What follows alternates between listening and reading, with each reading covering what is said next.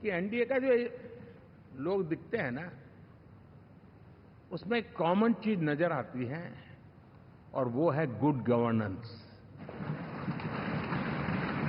इन सब ने अपने अपने समय में, अपने अपने कार्यकाल में जब जब जहां सेवा करने का मौका मिला है, गुड गवर्नेंस इस देश को दिया है। और इस प्रकार से एनडीए एक प्रकार से, एनडीए कहते ही गुड गवर्नेंस ये अपने आप पर्यायवाची बन जाता है। एनडीए सरकार में हम अगले 10 साल में, मैं बहुत जिम्मेवारी के साथ कह रहा हूं, अगले 10 साल में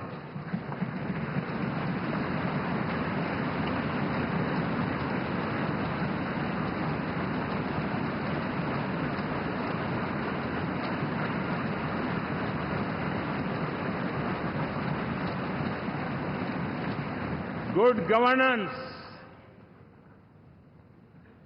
विकास, नागरिकों के जीवन में क्वालिटी ऑफ लाइफ, और मेरा व्यक्तिगत रूप से एक बहुत बड़ा ड्रीम है, मैं लोकतंत्र की समृद्धि को जब सोचता हूं तो मैं चाहता हूं कि सामान्य मानवीय के जीवन में से, और खास करके मध्यम वर्ग, उच्च मध्यम वर्ग, उनके जीवन में से सरकार की दखल जितनी कम हो उतनी लोकतंत्र की मजबूती है। सदन में किसी भी दल का कोई भी जनप्रतिनिधि होगा, मेरे लिए सब बराबर है। महाप्रभु जगन्नाथ।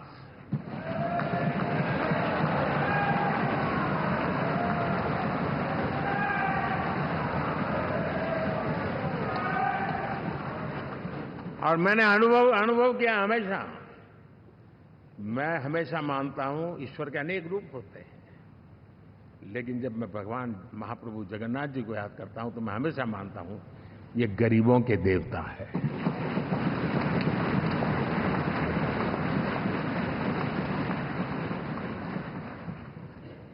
और वहां जो क्रांति रूप परिणाम आया है, मैं इसे एक रिवॉल्यूशन देख रहा हूं। और मैं इसके साथ कह सकता हूं कि विकसित भारत का हमारा जो सपना है,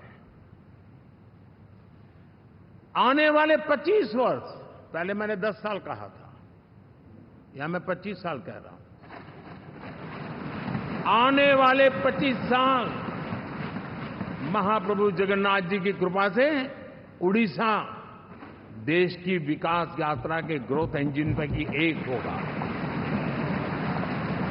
तो मैंने किसी को पूछा, यार ये तो ठीक है आंकड़े वांकड़े, तो मुझे ये बताओ कि ईवीएम जिंदा है कि मर गया?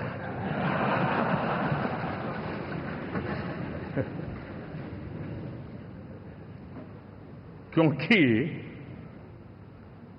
ये लोग तय करके बैठे थे कि भारत के लोकतंत्र और लोकतंत्र की प्रक्रिया के प्रति विश्वास ही लोगों का उठ जाए, और लगातार ईवीएम को गाली देना। और मुझे तो लगता था कि शायद इस बार वो ईवीएम की अर्थी का जुलूस निकालेंगे, लेकिन 4 जून शाम आते आते उनको ताले लग गए, ईवीएम ने उनको चुप कर दिया। ये ताकत है भारत के लोकतंत्र की। न हम हारे थे, न हम हारे हैं।